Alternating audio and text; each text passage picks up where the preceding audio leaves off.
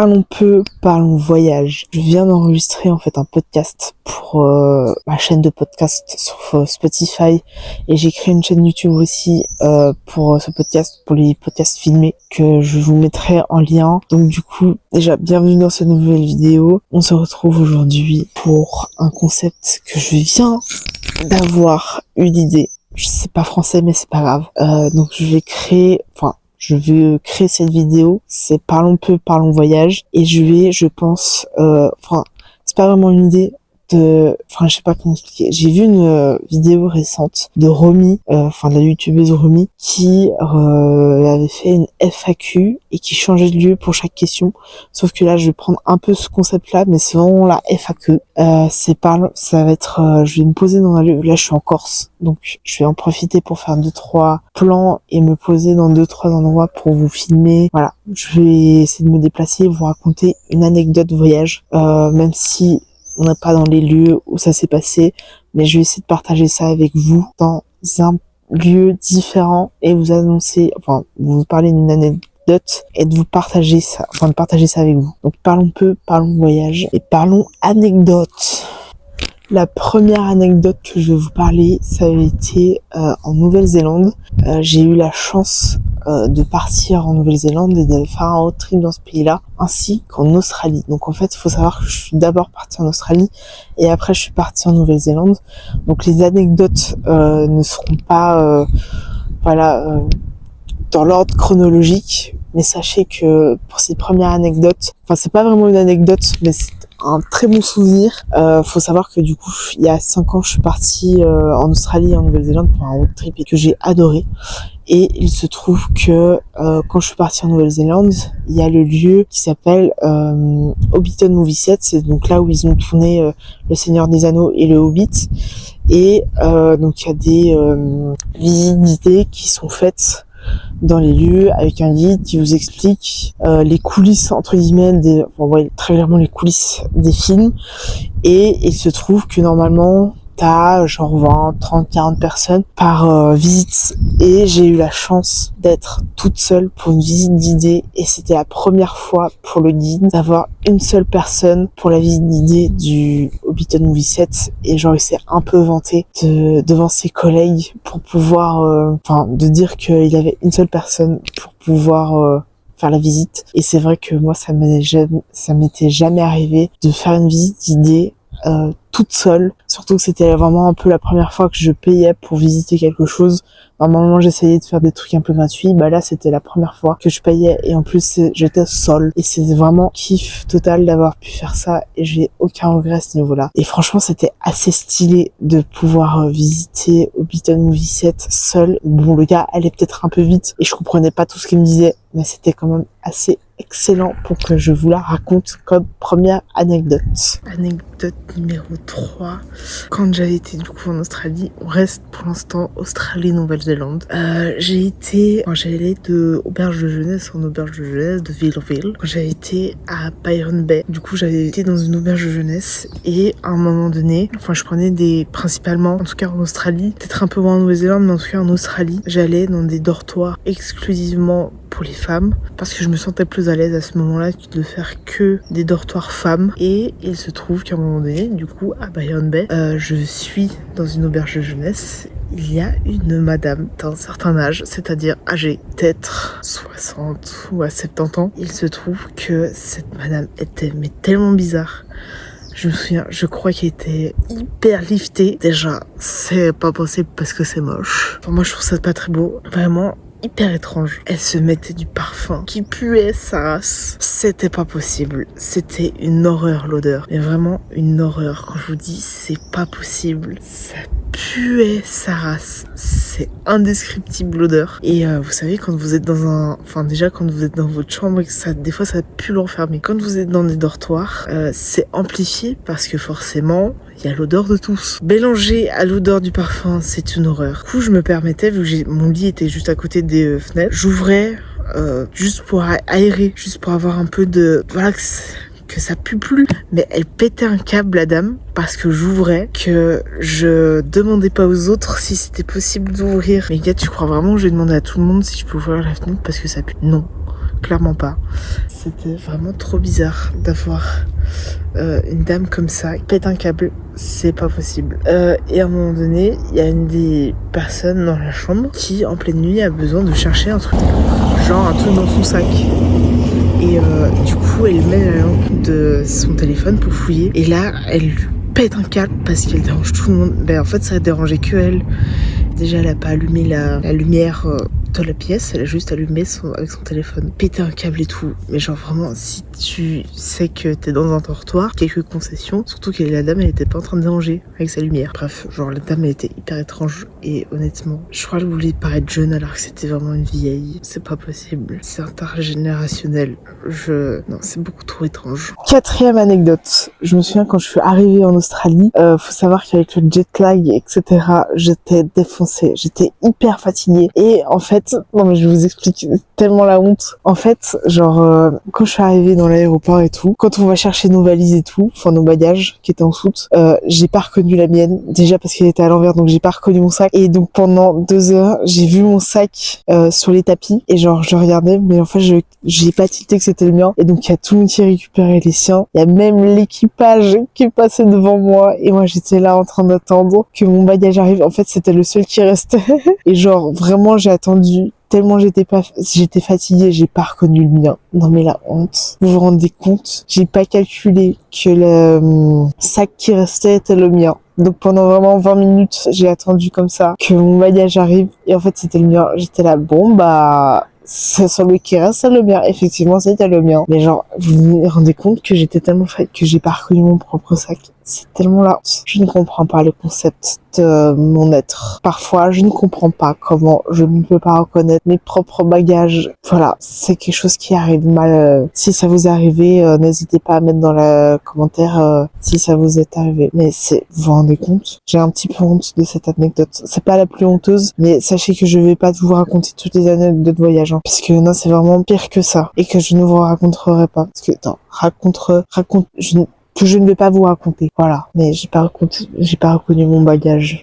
Mais vraiment, j'ai poireauté pendant 20 minutes, hein. J'avais l'air d'une débile. Je suis sûre que s'il y avait des caméras de surveillance, les gens, ils ont dû se marrer quand même, hein. Bref. On passe à la 5e anecdote. 5e ou 6e. Bref. On passe à l'anecdote suivante. Vu que je suis en Corse, je me dis, je peux vous raconter des anecdotes qui se sont passées ici, parce que ça peut être vraiment très drôle. Il y a quelques années, je suis partie en Corse avec un pote qui s'appelle Loïc, et il se trouve que le premier soir, on avait un peu la flemme de faire à manger. Je vous avoue que on a fait au plus simple, on allait acheter une pizza. Et en fait, la proprio, au lieu de nous faire payer tout de suite, bah en fait, elle nous a pas du tout fait payer. Et du coup, on s'est cassé... avec nos pizzas, genre à 15 balles. Donc ça fait genre une économie de 30 euros. C'est plutôt pas mal, surtout quand on est jeune et qu'on n'a pas forcément des masses d'argent. Je peux vous dire que c'était pépite. Vraiment adoré ce concept de ne pas payer la bouffe. Donc très sincèrement, je pense que c'est un oubli de sa part, ce qui est très bien pour nous et nos économies personnelles. Ma foi, je pense que c'est des choses qui arrivent, et très sincèrement, c'est toujours une anecdote de plus au niveau des voyages. Et franchement, pépitos, c'est ce qu'on aime. Et franchement, moi, c'est ce genre de choses en voyage, j'ai l'impression que ça m'arrive quand même assez souvent, parce que c'est quand même quelque chose d'extraordinaire. On est sur l'anecdote suivante. Faut savoir qu'il y a quelques années, du coup, toujours en Corse, je suis partie avec une amie. Et en fait, sur les billets d'avion, j'ai mal calculé mon coût. J'ai pris 4 bagages, donc 2 pour moi, 2 pour ma pote, alors qu'on est avec un seul bagage. Ça m'a coûté de manière assez évidente une douille. Ma foi, c'est une erreur de ma part, ce qui arrive. Mais quand on est jeune et qu'on a un salaire de misère parce qu'on est en apprentissage et qu'on est mal payé, ce n'est pas possible de faire ce genre de bêtises. Ma foi, c'est des choses qui arrivent, et ça m'est arrivé. Voilà, je dirais pas erreur de débutant, mais erreur tout court. Voilà, de manière assez évidente. Je n'ai aucune capacité à ce niveau-là à faire. Voilà, ne comptez pas forcément sur moi pour l'organisation voyage. Je sais me tromper. Je suis nulle à ce niveau-là. Je comprends rien. J'ai l'impression, alors que j'aime voyager. Voilà, tout simplement. Erreur de ma part. Anecdote suivante. Je suis à Cuba avec ma famille pour un voyage. On est en 2017. Et il se trouve qu'à un moment donné, ça fait genre 4 jours qu'on est arrivé à Cuba et je crois qu'on est à Vinales. Bon bref, on est plus du tout dans la capitale et on fait un tour de cheval et on va jusqu'à comment on appelle ça, une plantation de café.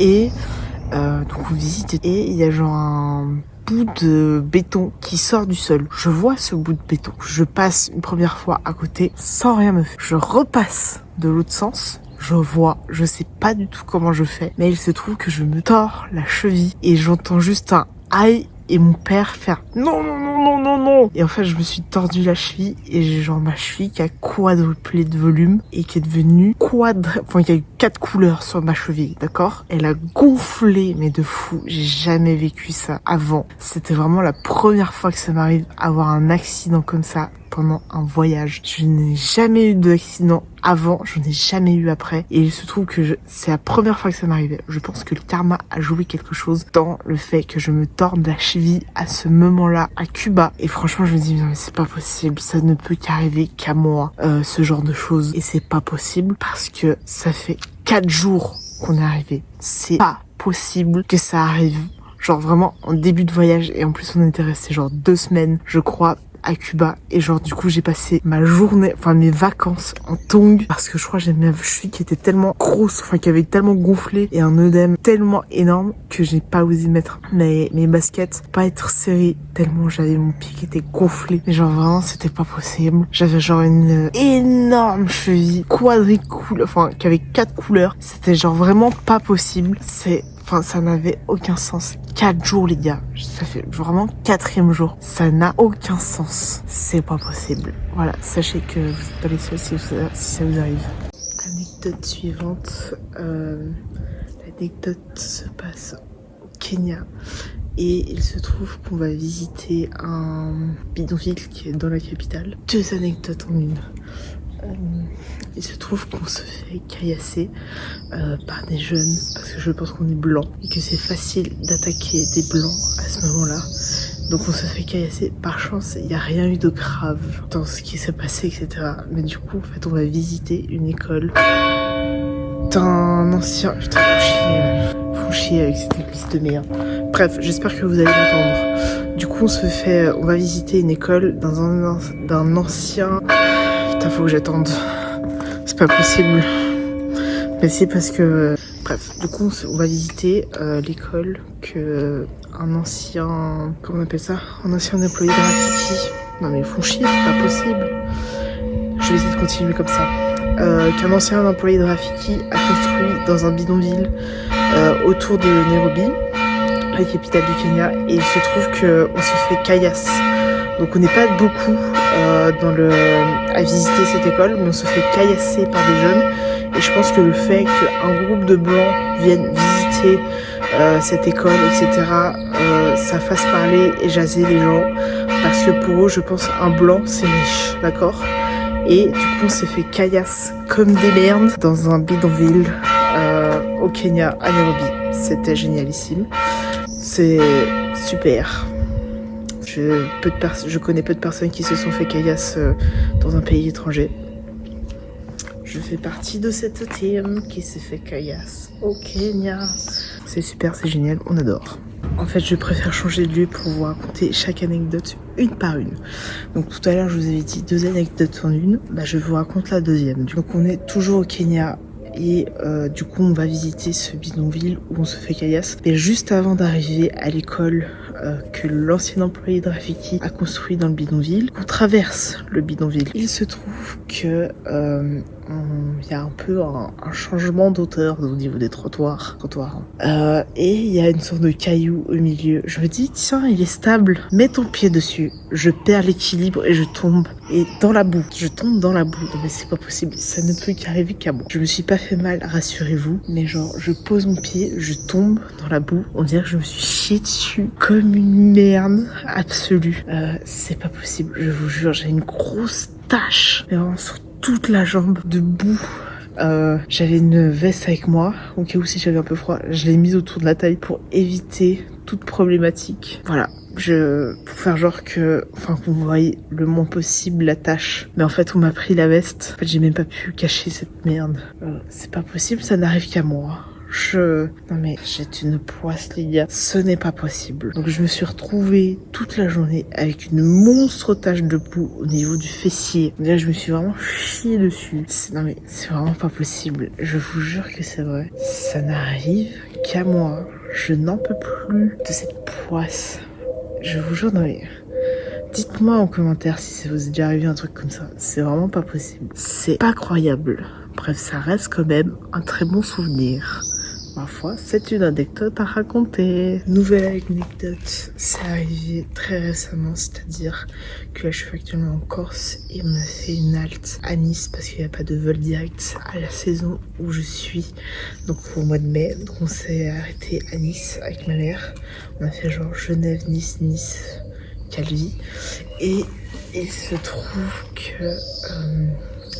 quand on est allé à Nice, on a pris un sandwich dans l'aéroport et la madame, au lieu de me faire payer 12,80 € comme noté sur le petit machin et au niveau des prix qu'elle vendait les sandwichs, on m'a fait payer 2,80 €, c'est-à-dire que j'ai fait une économie de 10 €. La dame s'est trompée. Ma foi, c'est des choses qui arrivent, comme je le disais précédemment dans la vidéo, mais ça arrive beaucoup à moi.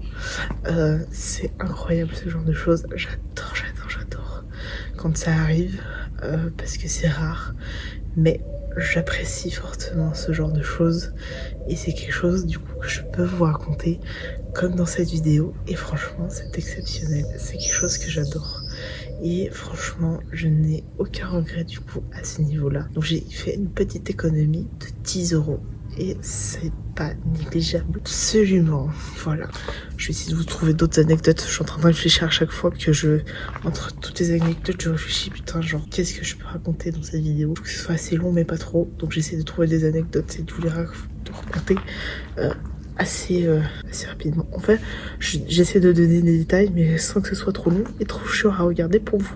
Voilà. Donc je vais essayer de trouver une autre anecdote, mais je crois que j'en ai une. Voilà, je vais essayer de vous raconter, mais ailleurs que... Je vais essayer de faire rapide parce qu'il y a de plus en plus de gens qui sont réveillés, il est genre 8 h du mat.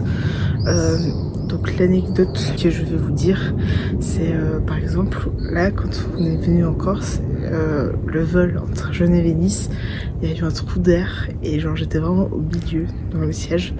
Ma mère, j'étais côté hublot et il y avait un gars à côté de moi, côté couloir, et il y a eu un trou d'air. J'ai eu un petit peu peur et j'ai voulu m'accrocher à la personne d'à côté, genre mais en fait genre je me suis dit non mais en fait je connais pas cette personne donc ne le fais pas. Donc je me suis repris assez rapidement, mais j'ai failli m'accrocher au gars d'à côté parce que j'ai eu un petit peu peur. Voilà, c'est complètement ridicule et c'est des choses qui arrivent, les trous d'air, mais franchement je vous jure, avec ma mère quand je lui ai dit ça nous a fait tellement rire que faut que je vous partage ça. C'était juste à mourir de rire. Dommage que vous n'étiez pas là et que j'ai pas filmé, c'était à mourir de rire. Parlons encore vol. Il se trouve que la dernière fois que je suis allée au Kenya, que des emmerdes sur le vol aller.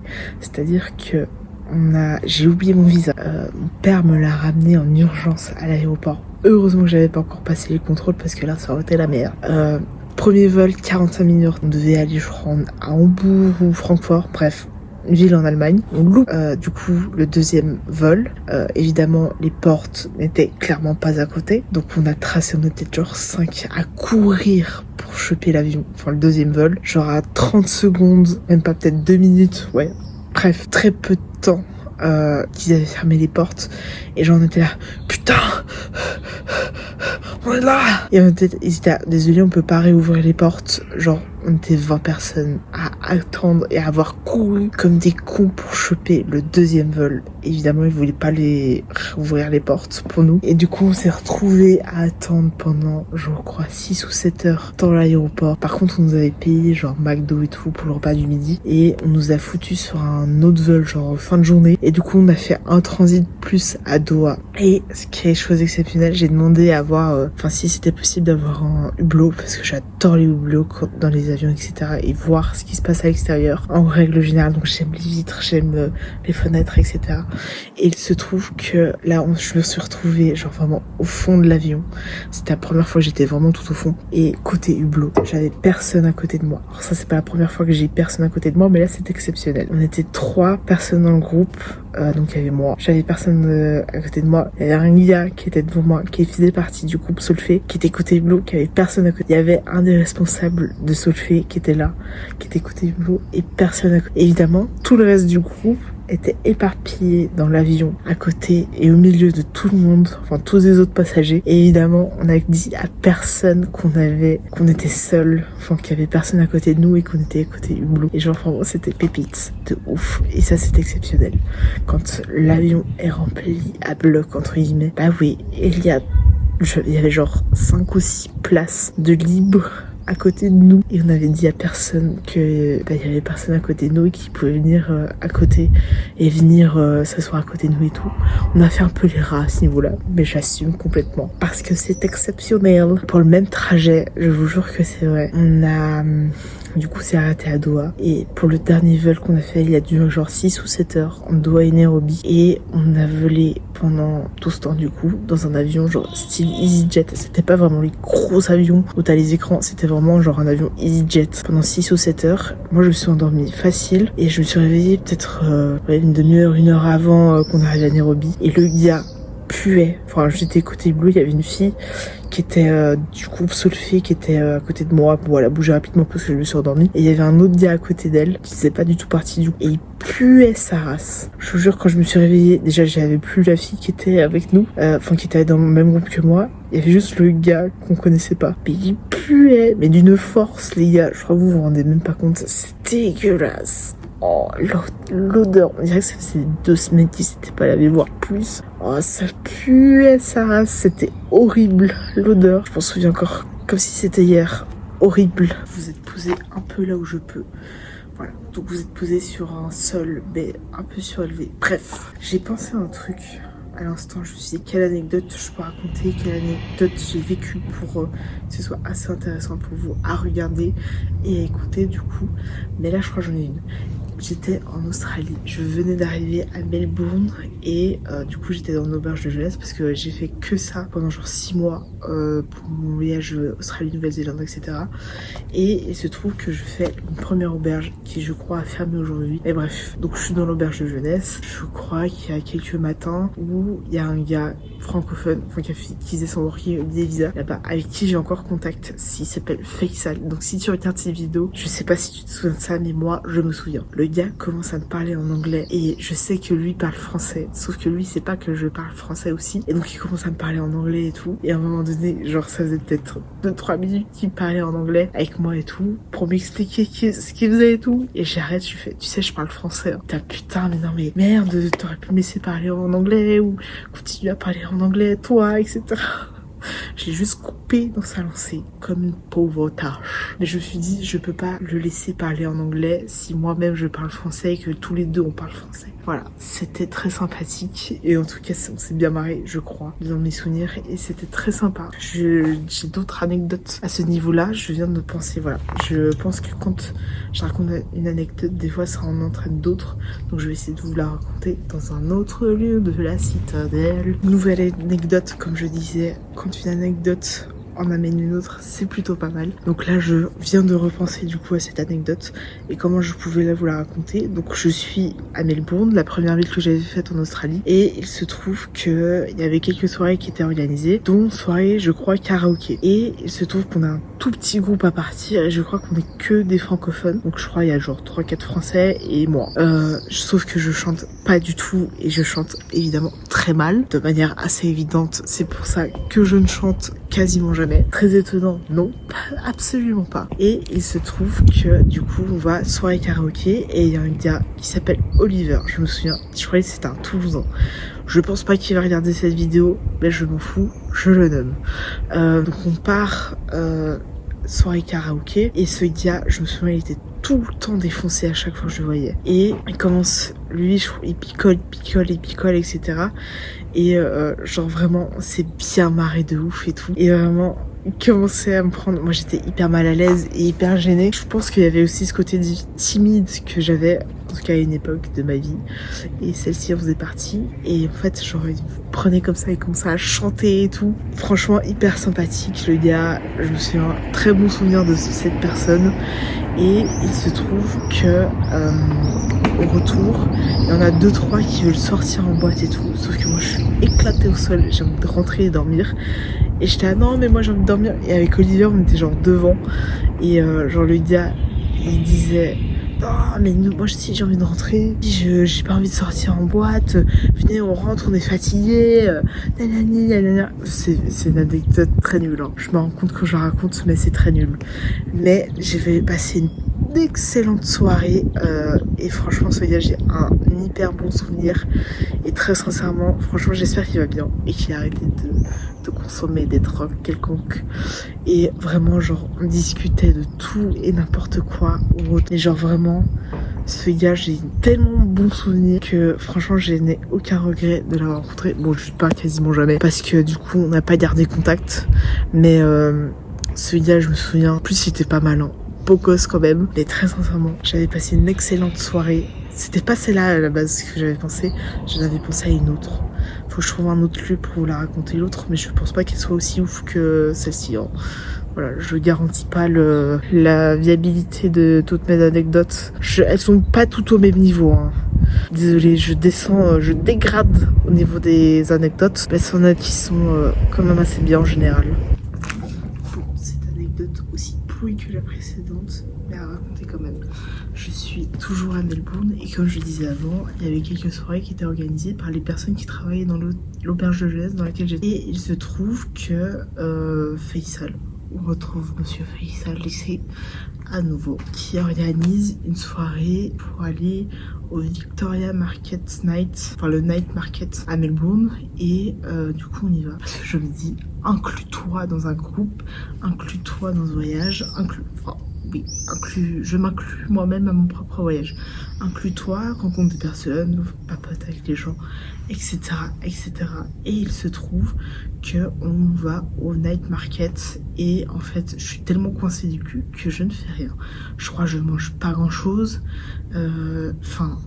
J'étais vraiment coincée. J'arrivais pas à me détendre et à m'amuser. Je pense que ça n'a pas beaucoup changé depuis cette fois-ci, mais très sincèrement ça me gênait. Et vraiment les personnes avec qui j'étais, elles s'amusaient de fou, etc. Et on avait croisé des gens qui étaient dans la même auberge que nous et on discutait. Sauf que moi j'étais tellement coincée que je m'amusais pas. C'est pas possible. Moi j'ai vraiment des problèmes à ce niveau-là. J'ai l'impression que en fait si je m'amuse et que peux être moi, on va me juger, mais c'est pas le cas c'est pas toujours le cas. Bref, et du coup j'avais passé une très bonne soirée, mais j'étais un petit peu coincée, comme le soirée karaoké qu'on avait faite. Est-ce une bonne anecdote? Absolument pas, comme la précédente d'ailleurs. Mais je me dis, toujours raconter des anecdotes qui peuvent montrer qu'on est coincé des fesses parfois et qu'il faut savoir se détendre. Voilà, détendez-vous quand vous êtes en voyage. Faites des belles rencontres. J'ai une anecdote qui est arrivée cet après-midi et il fallait que je vous la partage. Quand j'étais en Nouvelle-Zélande, j'avais fait un road trip dans l'île du Sud avec un gars que je connaissais pas du tout. On avait vraiment fait la côte ouest, vraiment du nord jusqu'au sud, jusqu'au Milford Sound. Il se trouve que dans les Milford Sound, on avait fait une sorte de croisière, voir un petit peu et tout. On avait vu des dauphins et tout, c'était trop stylé. Et en fait, à un moment donné, il y a... Au retour, pour repartir de Milford Sound, continuer, la voiture est tombée en panne au milieu de la forêt, de nulle part. Il n'y avait pas de 3G, pas de 4G, rien du tout. En fait, genre, il y a trop de gens qui se sont arrêtés et tout pour nous aider. La voiture avait réussi à démarrer et tout. Et à un moment donné, la voiture, elle s'est arrêtée définitivement, mais vraiment au milieu de nulle part. Et donc, le gars avec qui j'étais est embarqué par des personnes pour aller voir un garagiste, etc. Et moi, je sais pas dans combien de temps il va revenir. Genre, j'ai attendu 1h30. Donc, moi, je m'étais préparée psychologiquement à rester dans la forêt de nuit. Et donc, il y a beaucoup de gens qui se sont arrêtés et entre autres des gens qui travaillaient dans les Milford Sound avec les bateaux, etc. Donc ils regardent le moteur, etc. et tout, ils essaient de démarrer, ils voient que ça marche pas et ils me disent oui ça marche pas du tout. Bah oui je sais, merci. Je vais bien comprendre que ça marchait plus et c'était lié au moteur. Bon après j'ai pas tout compris ce qu'ils m'ont dit, mais je savais que ça n'allait pas marcher. Bref, et Du coup, j'attends 1h30 et vraiment, je vous jure que c'est vrai. J'étais là, putain, si ça se trouve, je vais rester là. Je vais attendre je ne sais combien de temps. Donc franchement, ça c'est une des meilleures anecdotes que je peux vous raconter des voyages que j'ai. Et honnêtement, franchement, je n'ai rien à redire sur cette anecdote. Franchement, c'était... En plus, les gens qui se sont arrêtés étaient hyper sympas. Et bah du coup, on s'est fait ramener à la ville la plus proche avec la voiture derrière. Voilà, c'était... nickel. Et on s'est plus jamais revu avec le gars avec qui j'étais partie. Pour l'instant, c'est la dernière. Je ne sais pas si j'en rajouterai. Je vais arrêter cette vidéo anecdote de voyage ici pour la simple et bonne raison, c'est que pour l'instant, aucune autre anecdote me vient à l'esprit pour en rajouter. Peut-être que du coup, j'en rajouterai un peu au fur et à mesure si je pense à d'autres. Dans tous les cas, j'arrête ici et on se retrouve dans une prochaine vidéo. À tout bientôt. Le monsieur va mal regarder. J'étais un peu posée genre en mode bon bah j'attends. En fait il faut que je fasse une fin de vidéo un peu mieux que celle que je vous ai faite vraiment à l'arrache parce que j'ai entendu la voiture arriver et c'est pas possible de finir comme ça. Donc abonnez-vous parce que c'est important de s'abonner aux petits créateurs de contenu comme ma propre personne tout simplement. Donc comme je le disais, je vais me répéter à ce niveau-là mais c'est pas grave. Pour l'instant j'ai pas d'autres anecdotes à vous raconter parce que j'en ai pas d'autres qui viennent à l'esprit. J'espère que cette vidéo vous a plu et peut-être que si je pense à d'autres anecdotes de voyage, j'en rajouterai un peu au fur et à mesure. Donc ce sera, je pense pas forcément avec cette même tenue et dans la citadelle de Calvi. Mais dans tous les cas, j'espère que... Enfin, si j'en rajouterai, j'en rajouterai. Voilà, sachez que si j'ai pas la même tenue, c'est normal. Et c'est pas très grave si j'ai pas la même tenue parce que c'est des anecdotes et que ça me fait très plaisir de vous les raconter et de partager avec vous. Si d'ici là, j'en ai pas d'autres d'anecdotes, bon de toute manière, vous l'avez vu dans la vidéo, je ferai peut-être une version, enfin une partie 2, peut-être une partie 3 si déjà je fais la partie 2. Et on se retrouve donc dans la prochaine vidéo en espérant que celle-ci vous a plu. Abonnez-vous, mettez un pouce.